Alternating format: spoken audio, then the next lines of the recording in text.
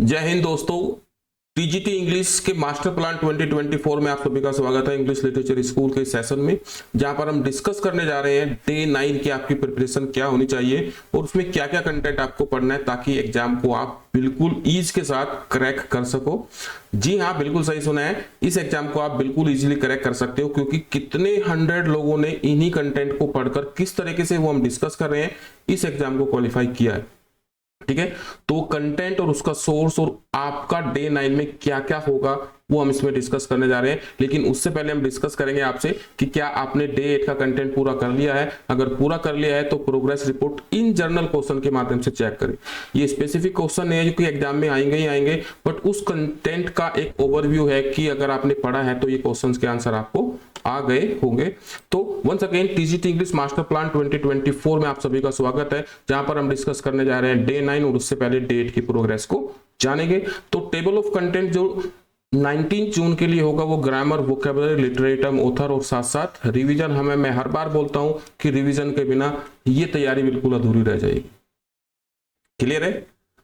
तो आइए, अगर आप पूरे इस कंटेंट को हमारे थ्रू आप करना चाहते हैं कि ऑथेंटिक बुक को बिल्कुल आपको एक एक टॉपिक को एक्सप्लेन किया जाए, वहां पर उसको रिवीजन किया जाए, उसके कंसेप्ट को समझाया जाए, तो आप हमारा 60 डेज का ये सिलेक्शन कोर्स ज्वाइन कर सकते हैं। लिंक डिस्क्रिप्शन में है, ऐप डाउनलोड कीजिए, उस पर विजिट कीजिए और आप कोर्स को ज्वाइन कर सकते हैं। पूरा कंटेंट हम आपको पूरा एलोबोरेट करेंगे जो टारगेट हम यहाँ पर दे रहे हैं day wise.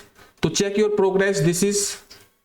This is the point that I told you. यहाँ रिलेटिव प्रोनाउन का कंसेप्ट आपने अगर किया है तो आपको बिल्कुल क्लियर होगा कि ये रिलेट करता है अपने एंटीसीडेंट को, और एंटीसीडेंट क्या होता है और एंटीसीडेंट के अकॉर्डिंग फिर आगे की वर्ब यूज होती है।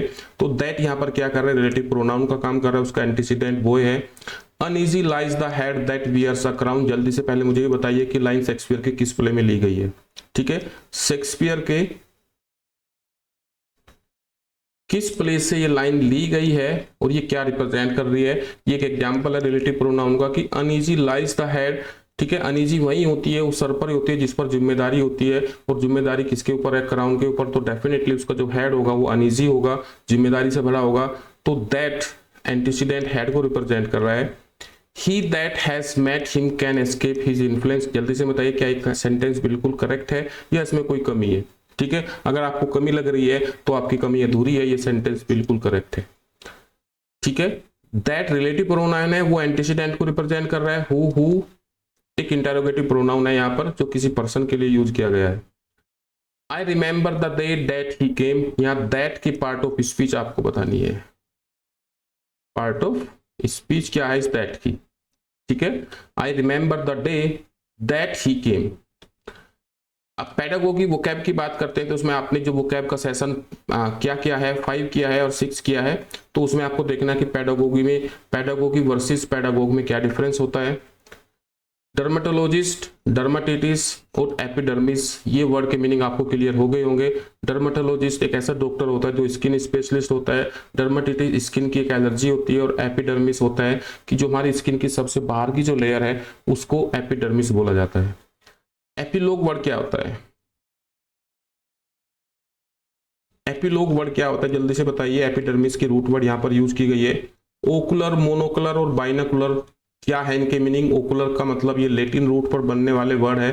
ठीक है, ऑप्टोमेट्रिस्ट वर्सेस ऑप्टिशियन का डिफरेंस आपको क्लियर हो गया होगा। एक आईसाइट के विजन को चेक करता है और एक उसके बने हुए लेंसेज को फ्रेम कर देता है। पैकीडर्म के एग्जाम्पल आपको बताने हैं। पैकीडर्म का मीनिंग ही क्या होता है कि ऐसे एनिमल जिनकी स्किन बहुत मोटी है, पैक है पूरी, जैसे एलिफेंट, राइनोसोरस। ठीक है, rhino. Blank verse carries the line of. Blank verse में किस तरह की लाइन यूज की जाती है। लिटरेरी टर्म में आपने ब्लैंक वर्स का कंसेप्ट जरूर क्लियर किया होगा, ये most important literary term. Literary term MH Abrams के पूरे 150 लिटरेरी टर्म विद 600 एमसीक्यूज के साथ अगर करना चाहते हैं तो सेशन को आप ज्वाइन कर सकते हैं इंग्लिश लिटरेचर स्कूल की ऐप पर। Who introduced the blank verse into England and when? सारे क्वेश्चन का आंसर आपको क्लियर होना चाहिए। Some popular example of blank verse in literature आपको क्लियर होने चाहिए। ब्लूम्सबरी ग्रुप जो था एक मूवमेंट को रिप्रेजेंट कर रहा है, ये कब एक्टिव था, उसमें कौन कौन से पॉपुलर मेंबर्स थे। वर्जीनिया वुल्फ के अलावा और कौन थे, कमेंट सेक्शन में बताइए। Mock heroic is an example of high or low burlesque. ठीक है, क्या बता सकते हैं इसका आंसर? अगर प्रिपेयर किया है तो डेफिनेटली आपका आंसर क्लियर होगा। और मैं देख पा रहा हूं केवल 10% स्टूडेंट्स के रिप्लाई आते हैं। तो यहाँ पर आपके लिए एक बड़ी अच्छी खबर है कि बहुत सारे जो योद्धा है वो मैदान में नहीं है। ठीक है, तो आपका कंपटीशन अपने आप से रख लिए और जो भी प्रिपरेशन कर रहे हैं, जो आपसे पूछा जा रहा है, टारगेट को पूरा अचीव करते रहिए। और कमेंट करने के लिए बोला जाए तो उसको कमेंट करके जरूर बताया कीजिए। हुडीब्रास्टिक वर्ड्स को किसने इंट्रोड्यूस किया था इंग्लिश लिटरेचर में? Which Shakespeare play features the mask in? एक एग्जांपल हम आपको दे देते हैं, द टेम्पेस्ट और रोमियो एंड जूलियट।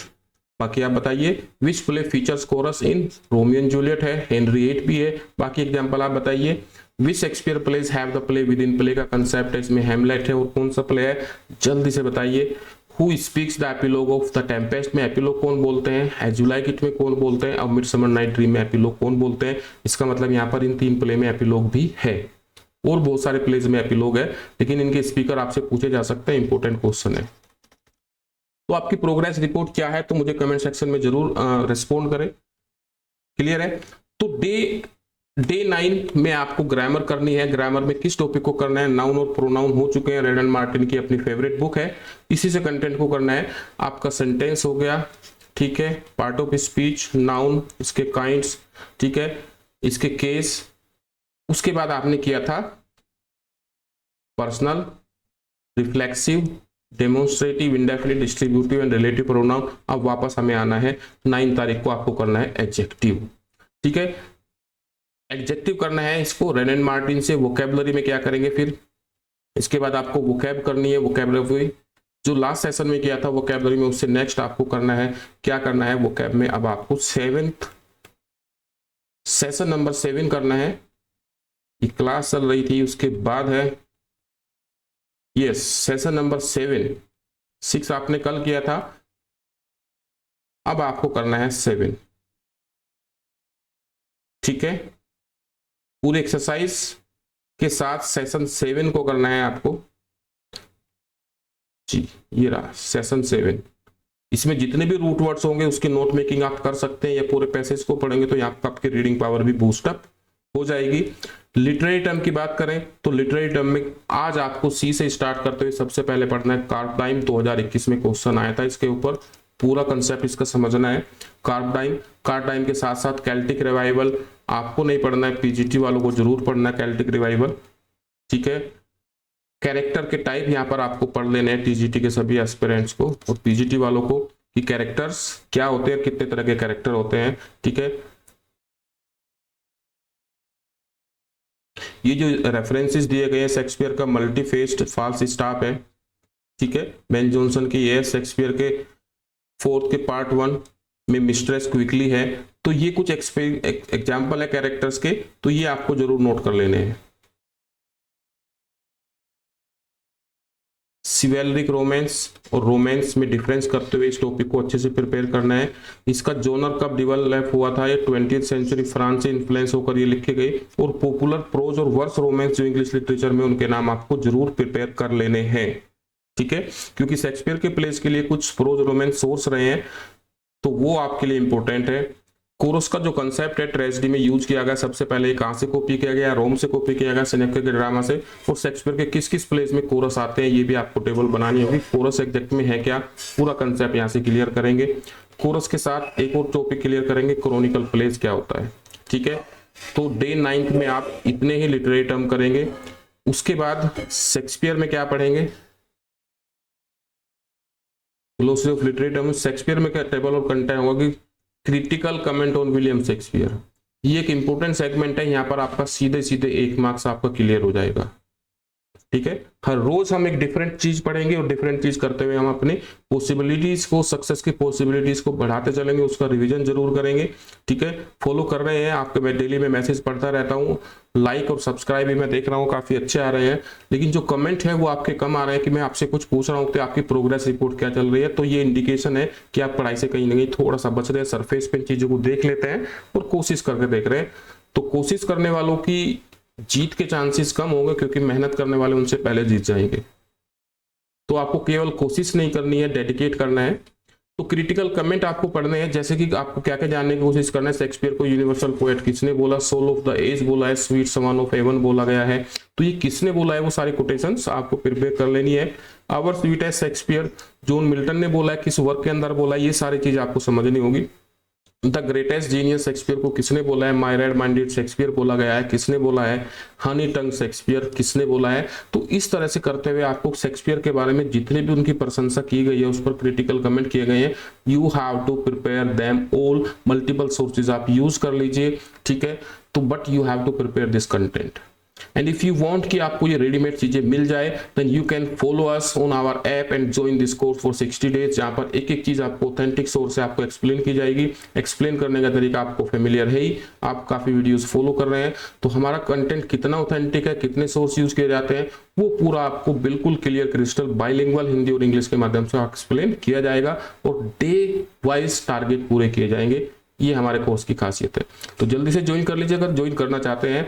सो ये टारगेट आपका डे 9 के लिए था। इसको फॉलो कीजिए और मुझे कमेंट सेक्शन में बताइए कि आप इसको फॉलो कर रहे हैं।